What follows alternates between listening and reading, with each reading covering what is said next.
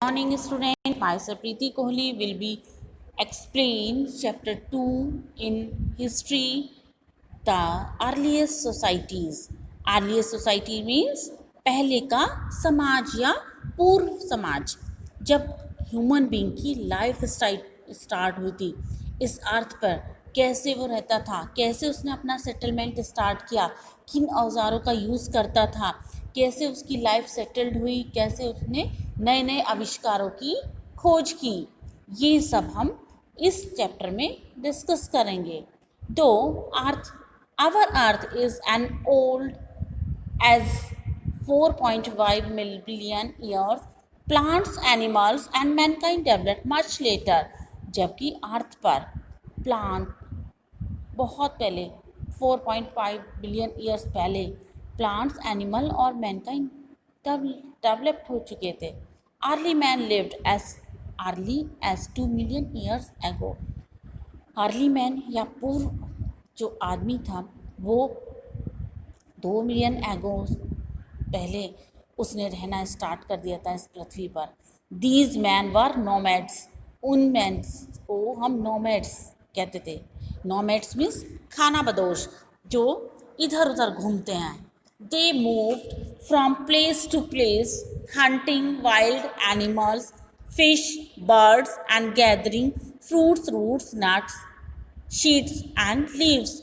ये जो मैन थे या ये आदमी जो थे, ये एक स्थान से दूसरे स्थान पर मूव आउट करते थे, हंटिंग करते थे वाइल्ड एनिमल्स को, फिश को, बर्ड्स को और फूड्स को गैदर करते थे, फल इकट्ठा करते थे, रूट्स कंदमूल इकट्ठा करते थे, पर घास, पत्तियाँ, बीज आदि सब इकट्ठा करके वो लोग अपने जीवन को चला रहे थे। It is because of their life style that they were called hunters and gathers.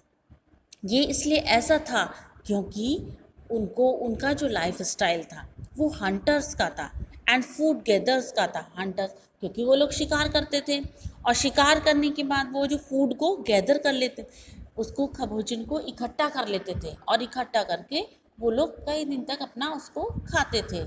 Hunters and gathers wandered from place to place because of the following reasons। Hunters और गैदर्स जो ये शिकारी थे या करे भोजन को इकट्ठा करते थे, तो एकत्रित करते थे, ये एक स्थान से दूसरे स्थान पर फॉलोइंग रीज़न या कुछ ऐसे कारण थे या कुछ ऐसे रीज़न थे जिसके कारण ये एक स्थान से दूसरे स्थान पर घूमते रहते थे।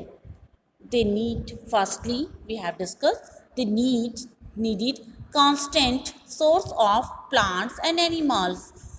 when their source of food in a particular place got exhausted, they had to look for new places। अगर वे लोग प्लांट्स और एनिमल उनका एक मेन स्रोत था, उनकी आवश्यकता थी, और जब ये फूड उन्हें पार्टिकुलर किसी एक प्लेस पर मिलने के बाद ख़त्म होने लगता था, तो वे दूसरी प्लेस की तलाश में निकलने लगते थे। वो दूसरी प्लेस पर या दूसरी जगह पर उनको खोजने के लिए निकल जाते थे। Secondly, many plants and trees bear fruits and in a particular season. बहुत सारे फ्रूट्स, प्लांट्स, ट्रीज आपने देखा होगा कि किसी पार्टिकुलर सीज़न में ही वो उगते हैं, वो उनकी डेवलपमेंट होती है या उनकी ग्रोथ होती है। So early man moved seasonally in search of food. इसलिए जो अर्ली मैन है वो सीजनली या मौसम के कारण भी एक स्थान से दूसरे स्थान पर भोजन की तलाश में निकल पड़ते थे। They followed the movement of animals. Animal move from place to place in search of their own food, so hunters had to follow them. जैसे कि आप लोग जानते हैं, मान लीजिए आप एनिमल का शिकार कर रहे हैं, आप उसको फॉलो कर रहे हैं, उसके पीछे भाग रहे हैं, तो भागते भागते आपको दूसरी प्लेस पर ले गया। तो इस तरह से उन्हें अपने भोजन की तलाश में एक स्थान से दूसरे स्थान पर एनिमल के पीछे भी भागना पड़ता था। इसलिए हंटर्स जो थे, शिकारी जो थे, उनको फॉलो करते थे। Search for water also forces them to move from one place to another. पानी की तलाश में, क्योंकि मान लीजिए एक प्लेस पर उन्हें पानी मिल गया तो वो कुछ समय वहाँ रहते थे, फिर अगर मान लीजिए उन्हें पानी ख़त्म हो गया, वहाँ से नहीं मिला, तो पानी की तलाश में वो एक स्थान से दूसरे स्थान पर वंडर करते रहते थे, घूमते रहते थे।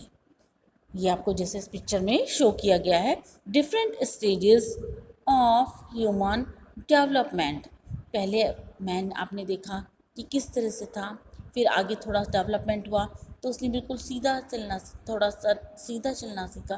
फिर आगे और डेवलपमेंट हुआ तो उसने बिल्कुल स्ट्रेट चलना सीखा और वो ह्यूमन बीइंग के तरह हो गया।